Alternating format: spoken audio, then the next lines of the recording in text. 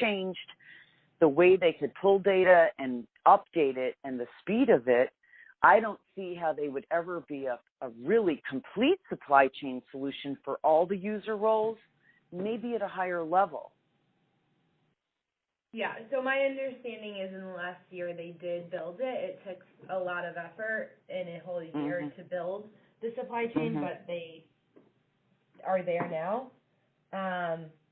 And my understanding was Retail Solutions, prior to IRI creating that, was really the only one that was able to process that data and create the on-shelf availability and the supply chain visibility. Oh, no. Well, you know, which retailer are you talking about? Because Atlas was doing OSA and beating RSI with results and price and bringing customers over. Shiloh was doing on-shelf availability.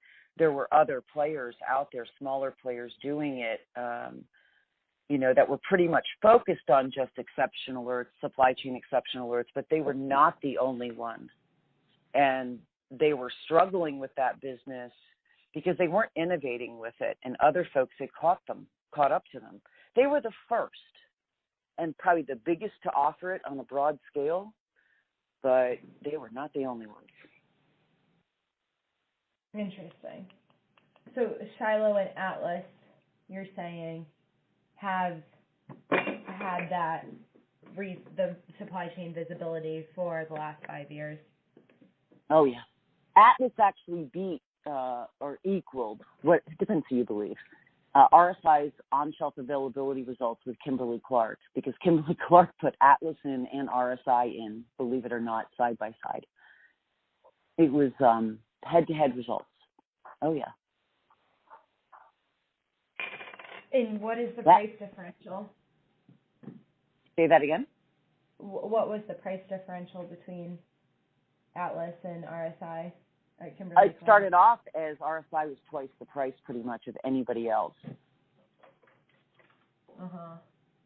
So, of course, Atlas coming in and really and going very aggressively with it was able to bring down RSI's price and convert some of their customers. But they brought down the price of analytics also on RSI. RSI was running 2 to 3 times the cost of other providers and wasn't competitive.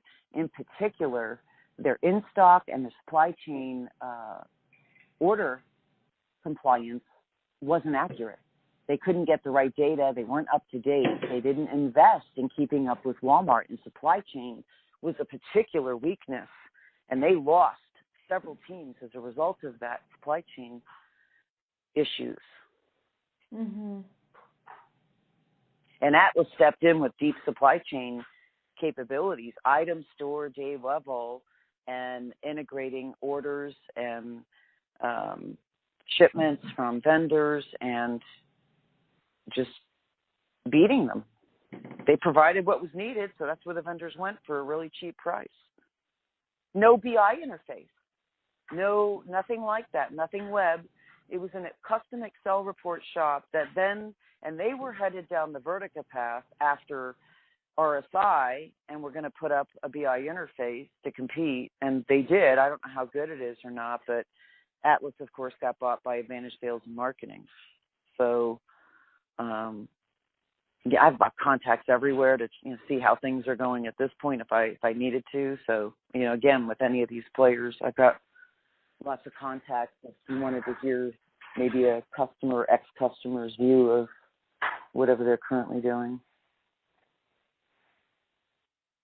Yeah, I think, it would actually be helpful if maybe we reconvened and you could make a few phone calls to your contacts at RSI and IRI and Shiloh or wherever, just because I know that the landscape has changed a lot in the last 12 months.